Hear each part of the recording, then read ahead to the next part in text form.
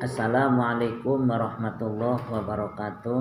Waalaikumsalam. Biridho illa wa bisyafati rasulillah ila hadrati nabil mustafa rasulillah sallallahu alaihi wasallam. Al-Fatihah. A'udzu billahi minasyaitonir rajim. Bismillahirrahmanirrahim. Alhamdulillah. Shiratal ladzina an'amta 'alaihim. Summa ila arwah sayyidatuna Khadijatul Kubra wa sayyidatuna Fatimatu Zahra binti Rasulillah sallallahu alaihi wasallam. Summa ila arwah Syamsuddin Abdul Qadir Jailani wa Syarif Hidayatillah wa jami'i auliyatis abi jawa khususan ila arwah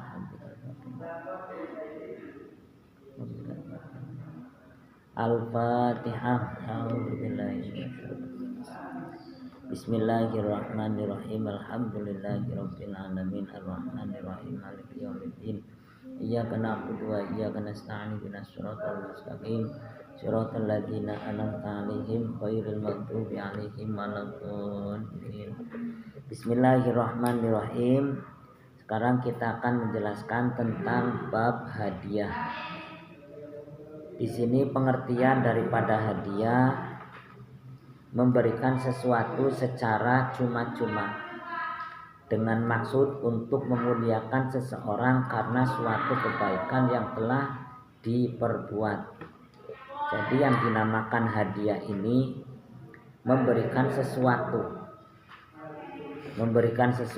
secara cuma itu hadiah. Maksudnya bagaimana? Dengan maksud ini memuliakan seseorang. Jadi seseorang itu akan semakin mulia bila mana dikasih hadiah. Hadiah itu tidak mesti besar, ya. Tapi di hadiah ini tidak ada embel-embel. Maksudnya memberikan tapi sesuatu apa saja, tapi cuma-cuma. Tidak ada embel-embel, cuma-cuma aja. Ya, orang yang memberikan hadiah itu ya tujuan satu adalah maksudnya untuk memuliakan. Ya, kenapa? Memuliakan orang tersebut karena sudah berbuat kebaikan. Ya banyaklah. Apalagi di akhir-akhir ini. Biasa ya. Contohnya marbot masjid tuh. Ya kan, itu kan setiap hari membersihkan masjid, menyapu, ngepel, betul kan? Nah itu kadang-kadang masyarakat itu ya ada yang mau memberikan hadiah dengan cuma-cuma. Nah itu yang dimaksud dengan hadiah. Kalau ditinjau dari segi hukumnya, memberikan hadiah adalah mubah, boleh secara hukum. Kalau ditinjau hadiah adalah hukumnya mubah atau boleh sepanjang untuk hal yang positif. Tapi jangan sekali-kali kita memberikan hadiah untuk sesuatu yang sifatnya adalah negatif. Ya ini jangan. Contoh, memberikan hadiah bentuknya adalah diskotik. Jangan. Emang di sisi lain ada kebaikan, di sisi lain ada madorot. Kan gitu. Tapi ya kalau kita mau memberikan hadiah yang kira-kira yang positif. Ya sepanjang di situ ada positif, ya silakan dikasih hadiah. Ya contoh biasanya kan kalau wali kelas kan memberikan kepada KM-nya atau juara-juara kelas kan biasanya yang buku, betul kan? Ada lagi ballpoint. Ini yang dimaksud supaya apa sih? Supaya ada yang digunakan adalah secara positif, bukan secara negatif. Artinya demikian. Ya, jadi sekali lagi yang dinamakan hadiah ini memberikan sesuatu secara cuma.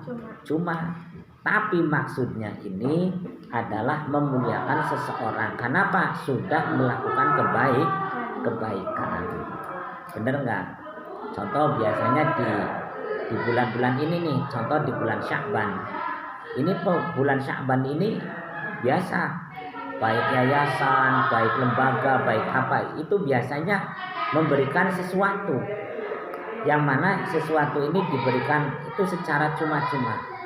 Entah bentuknya dispenser, entah bentuknya apa, alat dapur, entah bentuknya apa. Ini dikasih dengan cuma-cuma. Itu kata beliau itu memberikan hadiah, ya. Terus yang kedua adalah anjuran untuk saling memberi hadiah. Ini anjuran. Rasulullah ini terkenal sebagai orang yang pemurah atau dermawan. Sekali lagi kita harus memandang bagaimana yang dicontohkan adalah tak lain hanyalah Kanjeng Rasul. Ya, Nabi Muhammad adalah orang yang dermawan. Beliau menganjurkan kepada umat-umatnya agar menjadi orang yang dermawan. Beliau menganjurkan umatnya supaya jadi orang dermawan, bukan orang bakhil. Apa itu orang bakhil? Orang medit, pelit. Itu tidak dianjurkan. Justru Kanjeng Nabi itu menganjurkan kepada umat-umatnya, kalau bisa jadilah orang yang dermawan. Dalam salah satu keterangan, orang dermawan itu dekat dengan Allah. Orang bakhil itu ternyata jauh dari Allah. Berbagi, ada yang secara sir dan ada yang terang-terangan. Betul nggak? Nah ini Gusti Kanjeng Rasul itu benar-benar menganjurkan kepada umat-umatnya apa? Untuk menjadi orang yang dermawan. Sebagaimana yang disebutkan dalam hadis, tasofahu yadhabi al-hilu wa tahadau tahabbu. Ya, rawahu Malik. Yang artinya hendaklah kalian saling berjabat tangan, niscaya perasaan tidak senang hilang dari kalian. Dan hendaklah kalian saling memberi hadiah, niscaya kalian saling mencintai. Jadi ini adalah anjuran ya dalam sebuah hadis itu yang diriwayatkan oleh Malik itu demikian. Jadi kalau kita saling memberikan hadiah dan hadiah itu akan timbul rasa senang, timbul rasa cinta. Lah begitu juga kalau berjabatan tangan.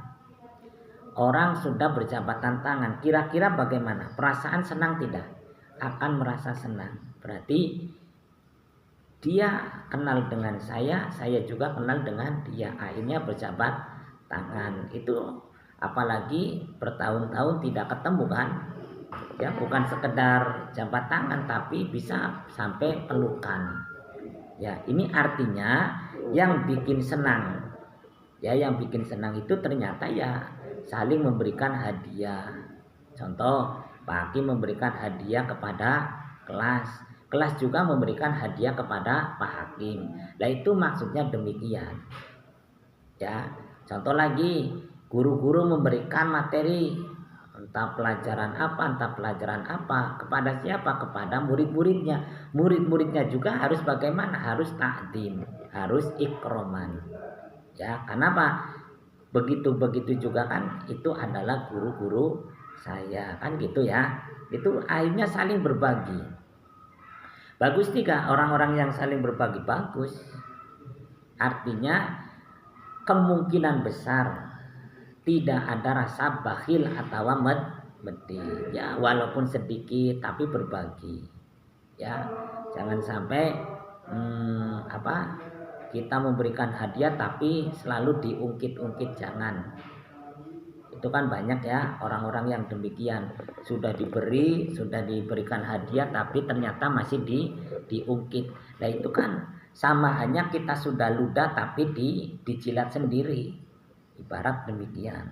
Ya, makanya ini Gusti Rasul Muhammad SAW menganjurkan kepada umat-umatnya, jadilah orang yang dermawan. Ya, tuh. Dalam ajaran Islam saling memberi hadiah antara sesama sangat dianjurkan. Ini dalam ajaran Islam. Ya, memberikan hadiah antar sesama itu sangat dianjurkan. Ya, tindakan ini sebagai bentuk penghormatan tentunya dan amal kebajikan. Satu, sebagai penghormatan. Yang kedua adalah amal kebajikan. Ya, biasanya kalau orang tua kita sedang ulang tahun memberikan hadiah tidak? memberikan hadiah, entah kerudung, entah sarung, entah baju, entah apa saja. Bila perlu cincin, ya kan, bila perlu kalung. Itu maksudnya orang ternyata rasa hormat anak kepada kedua orang tua. Ini diantaranya. Ya harus dilandasi demikian. Kalau kita tidak dilandasi demikian, ya apa tujuannya kita memberikan hadiah? Ya, itu makanya orang yang memberikan hadiah pasti ada landasannya, yaitu apa? Satu bisa jadi penghormatan, yang kedua bisa jadi sebagai amal kebajikan orang yang memberikan hadiah. Ya, itu. Terus yang ketiga, persamaan sodako, hibah dan hadiah. Nah ini yang minggu-minggu kemarin Bapak jelaskan tentang sodako, tentang hibah dan tentang hadiah. Ini persamaannya. Sodako, hibah dan hadiah sama-sama sebagai pemberian atau pelimpahan hak milik dari seseorang kepada orang lain. Ini sama-sama ya, levelnya itu sama. Jadi antara sodako yang memberikan, hibah yang memberikan, hadiah juga memberikan. Ini secara level kesamaan itu ya pemindahan pindah dari haknya ke saya ke haknya orang lain itu sama, sodako, hibah ataupun hadiah. Ya. Sodako, hibah dan hadiah diberikan secara cuma-cuma tanpa mengharap pemberian kembali dalam bentuk atau wujud apapun. Intinya kalau kita memberikan hibah, ya, memberikan sodako, memberikan hadiah, sekali-kali jangan kita minta apa-apa. Udah cuma-cuma saja kita memberikan. Jangan sampai kita memberikan seumpama ya, nih kalian kasih uang 10 juta, tapi kalian harus ini. Jangan. Udah kalau mau memberikan ya sudah, jangan untuk meminta sesuatu kepada orang yang dikasihi. Ya, paham ya? Itu maksudnya. Udah kita berikan cuma-cuma sajalah, entah sodako, entah hibah, entah apalagi, entah hadiah. Udah cuma-cuma saja. Jangan mengharap imbalan. Ya. Terus yang keempat, perbedaannya. Bagaimana cara membedakan antara sodako, hibah dan hadiah? Sodako tentunya. Hal-hal yang membedakan antara sodako dengan hibah dan hadiah adalah sebagai diantaranya satu, sodako merupakan pemberian sesuatu yang didasarkan atas kepedulian kepada fakir miskin. Itu sodako. Karena kita sadar di bawah kita masih banyak, ya. Contoh kalau kita levelnya miskin, berarti di bawah miskin berarti masih ada fakir, ya kan? Maka berikanlah orang fakir sodako. Karena mungkin orang-orang tersebut itu sangat membutuhkan. Betul nggak? Betul nggak?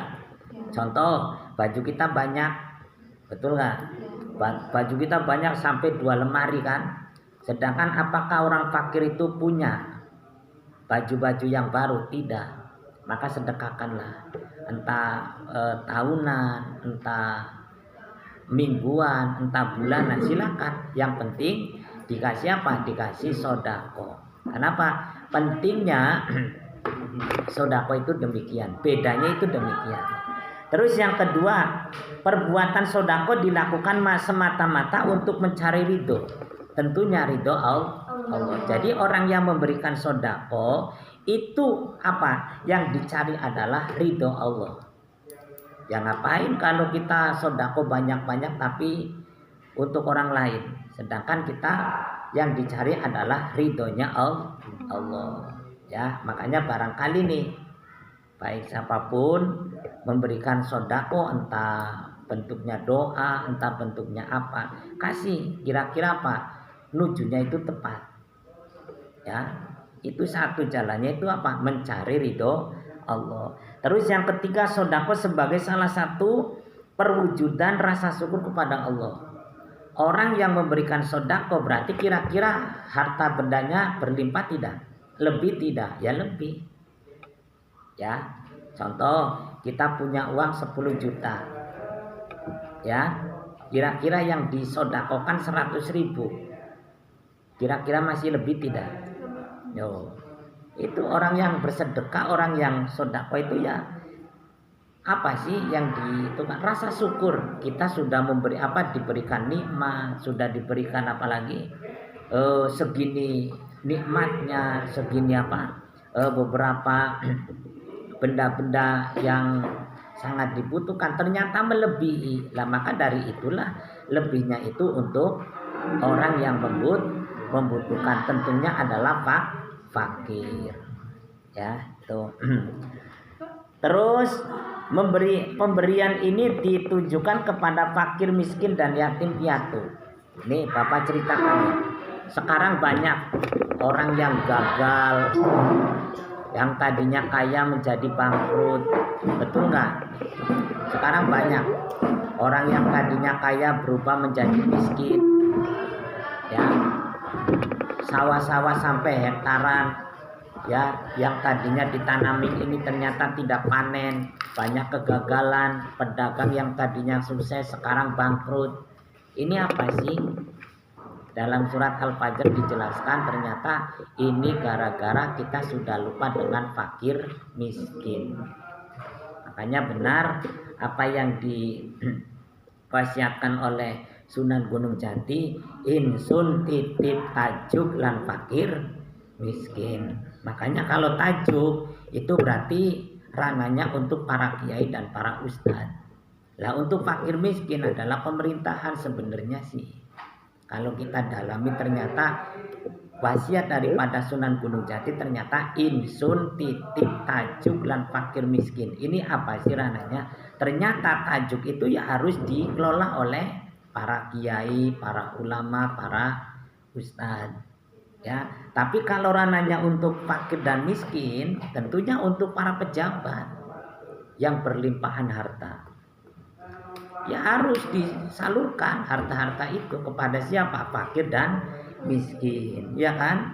Sedekahkan supaya nanti harta bendanya itu semakin semakin bersih. Betul nggak? Kalau sampai triliunan, sumpama hartanya sampai triliunan, sedangkan saya tidak memikirkan adanya fakir dan miskin, sok tidak akan berkah. Betul nggak? Justru semakin berkahnya itu ya harta bendanya tuh harus disalurkan kepada orang fakir dan orang miskin. Betul nggak? Karena seperti guru-guru, ya guru-guru setiap bulan itu ada, setiap bulan. Jujur Pak Hakim saja kan ketika gajian itu ya harus harus dikurangi 2,5%. Itu harus sudah aktif. Umpama gajinya seberapa dikurangi 2,5. Untuk siapa? Untuk fakir dan miskin. Jadi nanti ketika global 1 tahun itu tidak berat. Ternyata Pak Hakim juga akan mengurangi itu setiap bulannya. Ya, ini jarang dilakukan oleh para pedagang, ya, oleh para pembisnis, ini jarang. Hanya orang-orang yang mengetahui tentang itu. Ternyata supaya harta bendanya itu semakin bersih. Ya, nanti kalian jadi orang sukses, jadi ada yang jadi guru, ada yang jadi tolong dikurangi berapa? 2,5%. Walaupun harta kita belum 1 nisab. Betul nggak? Kalau secara ukuran, ya kan? Kalau kita zakat, umpama zakat profesi, saya jadi guru, kan ada zakatnya, betul nggak? Tidak 1 nisab, tapi ingin berbagi. Ya, bagaimana? Ada sekarang. Pakainya 2,5%. Supaya apa sih? Harta kita semakin bersih. Ya, paham tuh? Nah, ini yang dimaksud, ya. Makanya jangan sekali-kali kita mengecewakan orang-orang fakir, orang-orang miskin, apalagi yatim piatu. Di sini ada yang yatim piatu? Ada enggak? Yatimnya saja, piatunya saja ada enggak? Ada. Loh, ini jangan disia-siakan. Ya, jangan siakan. Kenapa sih orang fakir dan orang miskin, apalagi yatim piatu, lah ini adalah hamba-hamba apa? Orang-orang yang dicintai oleh baginda Rasul. Siapa lagi temannya Kanjeng Nabi kalau bukan orang fakir dan orang miskin? Satu cerita ya, Bapak ceritakan. Kanjeng Nabi itu waktu itu sedang keluar kemana? Tiba-tiba orang miskin itu ternyata datang ke rumah Kanjeng Nabi. Sampai ketuk-ketuk, ternyata Kanjeng Nabinya lagi keluar. Itu bilangnya gini, nanti punten, nanti Kanjeng Nabi disuruh untuk mampir ke pasar ya. Saya tunggu di situ. Itu yang bicara ternyata orang miskin. Ternyata Kanjeng Nabi datang ke rumah, ternyata ada titipan pesan atau omongan dari orang miskin, ternyata lari langsung Kanjeng Nabi. Itu langsung kayak gini dengan orang fakir. Coba tebak siapa? Ternyata Kanjeng Nabi. Itu saking deketnya Kanjeng Nabi karo wong miskin. Bener nggak? Kalau andai kata apalagi bocah yatim, kalau ini Kanjeng Nabi, berarti yang kedua ini adalah orang yatim, orang yatim piatu ini diantara saking deketnya. Ya, so buktikan orang yang gagal panen, orang yang gagal perjualan, bisnisnya gagal, ini gara-gara lupa dengan orang-orang itu. Orang fakir, orang miskin, dan orang yatim. Ya, ini ternyata sudah lupa. Coba kita balikan secara faktanya. So, banyak orang-orang sukses. Contoh yang mempunyai Surabraja tuh, kecap tuh, yang ada di Jamblang tuh, ya kan? Tahu kan? Di situ ternyata setiap menjelang subuh pasti sedekah. Kepada siapa? Orang-orang yatim, orang-orang fakir miskin. Itu sudah di rekening semua. Makanya tambah sukses, ya, makanya tambah sukses, makanya tambah berlimpahan hartanya itu kan karena sudah bisa merangkul daripada orang fakir, orang miskin, dan anak-anak yatim. Itu di Surabraja. Hartanya berapa? Itu setiap menjelang subuh itu transfer kepada orang-orang yang bersangkutan, diantaranya fakir, miskin, dan orang yatim, anak-anak yatim. Itu ternyata luar biasa, sukses, betul nggak? Sukses. Makanya di mana tempat, baik di Indonesia maupun di mana tempat, orang-orang ini adalah orang-orang pilihan. Ya, jangan dikecewakan. Ya, jangan dikecewakan. Contoh, satu gedung, satu rumah. Tahu rumah? Tuh, rumah yang tingkatnya 4 dengan rumah yang gubuk reot.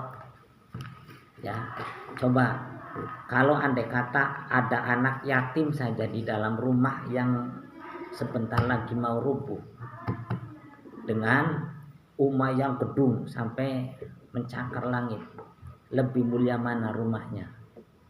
Lebih mulia yang biasa mau gebruk. Ya, kenapa? Di situ ada mutiara. Siapa? Anak yatim. Tapi sebaliknya, kalau ada rumah, ada anak yatim ternyata tidak dipelihara, dijor, pan mangan, pan beli, pan mati, pan beli, seblesa-blesa kayak rumah. Gara-gara apa? Sudah mengecewakan anak-anak yatim. Paham? Makanya seburuk-buruknya desa, kalau ada tambah banyak orang-orang fakirnya, itu berarti tambah buruk. Ciri-ciri desa berkah itu apa? Tidak ada fakir dan tidak ada miskin, apalagi yatim. Sudah dimuliakan semua. Itu artinya ini berarti desa itu berkah.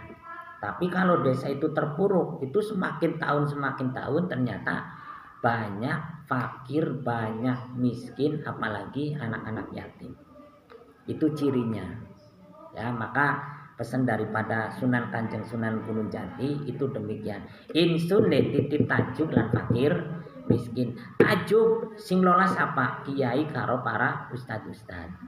Lah fakir miskinnya siapa? Ya pemerintahan yang punya harta banyak. Betul nggak? Itu yang dimaksud itu demikian. Ya makanya mudah-mudahan kita sebagai umatnya Nabi termasuk orang-orang kaya supaya nanti dermawan semua. Paham? Ya itu tentang perbedaan sodako, perbedaan hibah dan perbedaan antara hadiah. Ya. Selanjutnya memberikan ini biasanya dalam bentuk barang nyata atau abstrak. Misalnya ucapan yang baik, senyuman, atau memberi maaf dan sebagainya. Lah ini adalah bentuk-bentuk sodako itu kan banyak. Ada yang mengatakan senyum itu bagikan sodako, betul nggak? Maksudnya ketika kita bertemu dengan seseorang, senyumlah sodako. Bener nggak? Kalau kita ketemu dengan teman tapi mungkur terus, bagaimana? Yang terjadi bagaimana? Wah, bertanya-tanya, mungkin apakah itu marah dengan saya kan gitu. Tapi kalau senyum, apalagi menyapa, mau kemana mbak kan gitu. Itu artinya sudah memberikan sodako. Ya kan? Ucapan yang baik, tulus, sopan santun, ucapannya baik, itu sudah sodako. Bener nggak? Loh, atau memberikan maaf, sumpama apa saja kesalahannya, padahal sih saya yang salah, tapi saya yang diminta maaf. Ya itu adalah sodako. Tapi sodakonya secara apa? Abstrak, bukan secara apa? Secara nyata. Ya ini untuk melaksanakan pemberian sodako tidak diperlukan prosedur tertentu. Udah sodako saja. Apa harus ada proposal? Tidak ada. Ya beda dengan instansi yang sudah besar. Mungkin kalau kita mau memberikan uang kan harus ada prosedur ini dan ini dan ini. Yang namanya sodako saja. Mau kecil, mau besar, mau sedang silakan. Yang penting kita memberi dengan cuma. Ya itu. Terus selanjutnya adalah sodako hukumnya adalah sunnah bukan wajib. Paham tuh? Jadi yang namanya sodako itu hukumnya adalah sunnah. Ya itu perbedaan antara sodako, tentunya hibah. Sekarang kita hibah. Ya hibah ini apa sih? Yang membedakan antara hibah dengan sodako itu apa? Dan hadiah itu apa sih? Satu, hibah merupakan pemberian berdasarkan pada rasa kasih sayang. Hibah karena kita kasih sayang dengan manusia, maka saya hibahkan. Betul nggak? Loh, contoh meja nih. Meja ini yang dipakai kita nih. Ini adalah hibah. Dari siapa? Dari orang. Kenapa? Orang ini contoh ini adalah meja. Contohnya adalah meja. Ini ternyata hibah dari seseorang. Kenapa? Saya kasih sayang kepada orang tersebut. Ya. Ada lagi bentuk pemberian hibah lebih bersifat keduniawian, betul. Ya hibah apa? Sawata, hibah apa? Kantor ta, hibah apa? Kursi ta. Sifatnya adalah duniawi. Ya. Terus yang ketiga ditujukan kepada orang-orang yang masih ada hubungan keluarga. Ya, yang masih ada hubungan keluarga. Ya, terus yang keempat, pemberian ini biasanya terbentuk barang yang nyata, bisa berupa barang atau bentuknya adalah uang. Saya hibahkan nih uang 100 juta. Itu biasanya. Atau barang. Saya hibahkan nih tempat prasmanan umpama. Saya hibahkan nih showroom apa. Nah, itu hibah namanya. Ya, terus yang kelima, ada prosedur pelaksanaan pemberian hibah. Lah bedanya itu, kalau sedekah kan tidak ada prosedur, tapi kalau hibah ada. Harus ada prosedur. Harus tanda tangan di atas materai, harus mendatangkan ini dan ini dan ini. Itu ada prosedur. Itu namanya hibah. Karena kalau tidak ada hibah, tidak ada prosedur, tentunya lama kelamaan akan semakin punah. Contoh, orang tua menghibahkan tanah. Biasa nih, orang tua memberikan hibah tanah kan. itu orang tua tidak ada catatan apa-apa, tidak ada prosedur apa-apa, pas kebetulan orang tuanya sudah meninggal, bagaimana tindakan anak? Gugat tidak?